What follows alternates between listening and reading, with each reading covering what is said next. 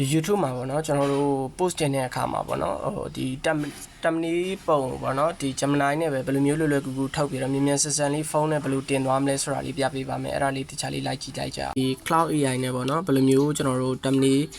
Cloud AI နဲ့ဒီ animation workflow ဘယ်လိုမျိုးခိုင်းပြီးတော့ဘယ်လိုမျိုး animation နဲ့မှပြန်ထည့်လဲဆိုတဲ့ဟာကိုပေါ့နော်ဒီ thumbnail ပုံလေးထည့်ဖို့အတွက် thumbnail ပုံလေးကိုကျွန်တော်တို့ဒီ Gemini နဲ့မှဘယ်လိုထုတ်လဲပေါ့နော်အဲ့ဒါနဲ့ပတ်သက်ပြီးပြပေးမယ်ဒီမှာကျွန်တော်တို့ကြည့်မယ်အဲ့တော့ဒီမှာကလေးကျတော့ကျွန်တော်တို့ animation workflow cloud AI ဘယ်လိုခိုင်းမလဲဘယ်လို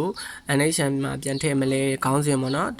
ဒီဥစ္စာခေါင်းစဉ်အဲ့တော့ YouTube thumbnail ပုံထုတ်ပေးပါအဲ့စာနဲ့ကြည်ကောင်းအောင်ဆိုပြီးတော့ပြောပြီးတော့မြန်မာလိုပဲပြောပြီးတော့ပို့လိုက်တယ်ဒါဆိုလို့ရှိရင်ကျွန်တော်တို့တွေကို okay ဒီမှာသူထုတ်လာပြီเนาะ animation workflow ကို cloud AI ဖြင့်အလိုလျောက်ဖန်တီးနေအဲ့တော့ cloud AI ကိုခိုင်းနေ animation တွင်ပြန်ထည့်နေပေါ့နော်ဒီမှာသူပြပေးထားတယ်ဒီကောင်လေးကိုကျွန်တော်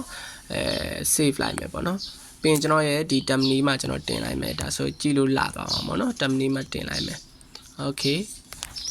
လိုရင်ဒီလိုလေးဆွဲပြီးတော့ကျွန်တော်တို့ထည့်လိုက်လို့ရတယ်အဲဒီလိုမျိုးလေးကျွန်တော်တို့ထားပြီးတော့ဒီမှာခေါင်းစဉ်ပေါ့နော်ခေါင်းစဉ်အနေနဲ့ဟိုပဲကျွန်တော်တို့ပို့ပေးလိုက်ပေါ့နော် okay ဒီမှာကျွန်တော်တို့ animation ခေါင်းစဉ် workflow ရလာပြီဒီမှာကျွန်တော်တို့ဒီကောင်လေးကိုကျွန်တော်တို့ကခေါင်းစဉ်နဲ့ workflow နဲ့ဒီကောင်လေးကိုကျွန်တော်စာသားယူသွား description ယူသွားလဲရတယ်ဗီဒီယိုမှာဘာတွေလေ့လာရမလဲဆိုရင်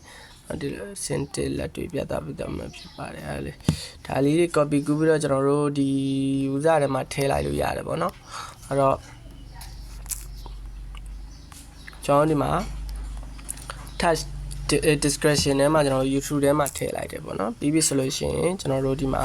ထပ်ပြီးတော့ add playlist မှာတော့ကျွန်တော် YouTube ဆိုတော့ YouTube ထဲကိုထည့်လိုက်မယ် playlist ပြီးရင်ကျွန်တော်တို့ location မှာညာဖွင့်တော့အောင်เนาะအဲ့တော့ publish